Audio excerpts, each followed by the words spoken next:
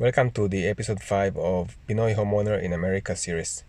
Today maglalagay tayo ng dishwasher dito sa existing space na ito. Saka tignan din natin kung ano mga challenges ng pag-i-install ng built-in na dishwasher sa Pilipinas.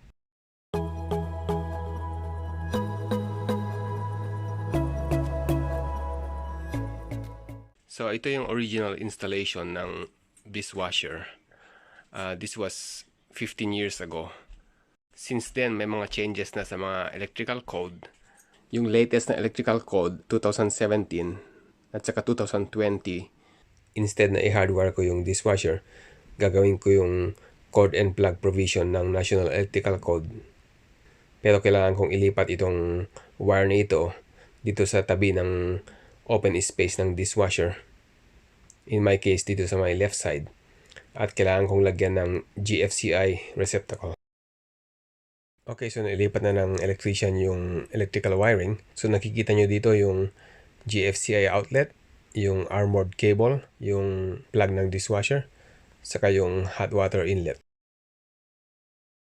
Okay, bago ko ipasok yung dishwasher, tingnan muna natin kung anong issues na ma-encounter kapag maglalagay ng built-in na dishwasher sa Pilipinas.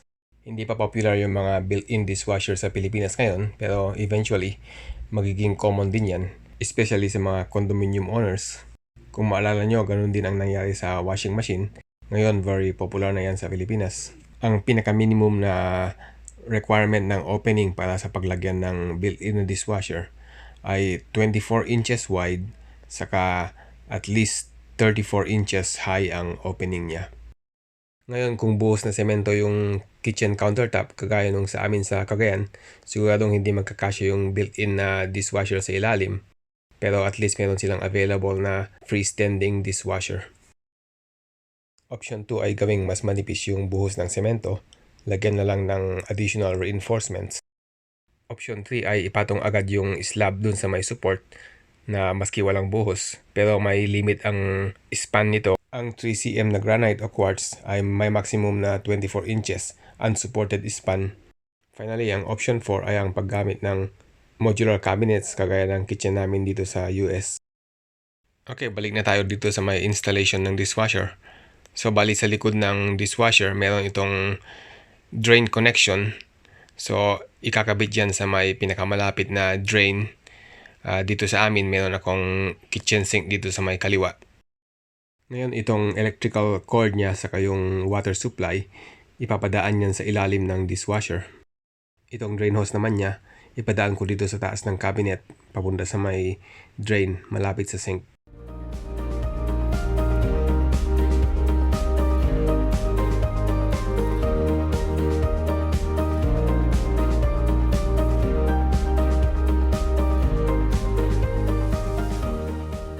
So bali dalawa lang ang connection sa harapan ng dishwasher, yung water inlet saka yung electrical.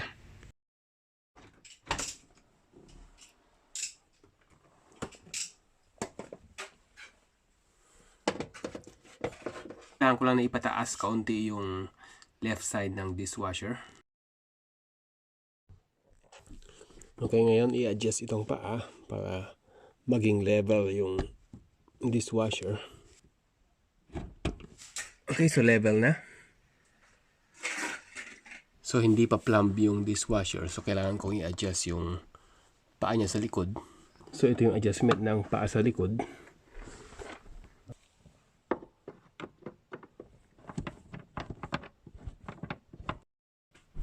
Okay, so plumb na yung dishwasher. Ilagay natin itong set screw para hindi gagalaw habang umaandar yung dishwasher. So, we'll do the other side. Next, i-finalize ko na itong connection ng tubig.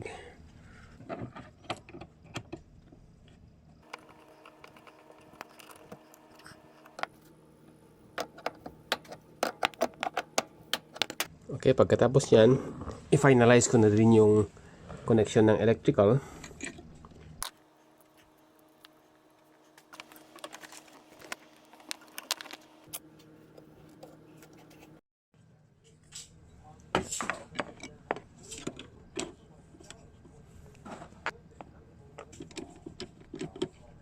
Okay, ngayon, i-secure na natin yung mounting bracket.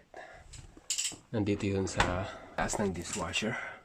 So ito yung mounting bracket niya. Kailangan natin i-screw para hindi gagalaw, saka para hindi matumba yung dishwasher.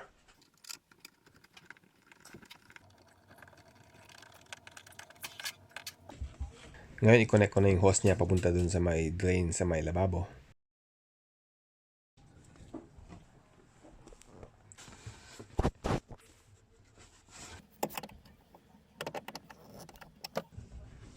Okay, ngayon i-plug na, saka i-on na yung hot water supply.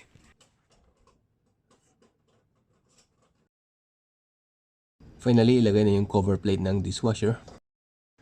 And also, ibalik na yung door saka drawer ng cabinet.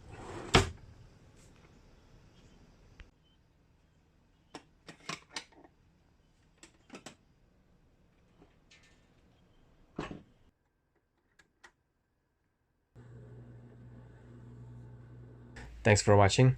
Don't forget to like, share, and subscribe.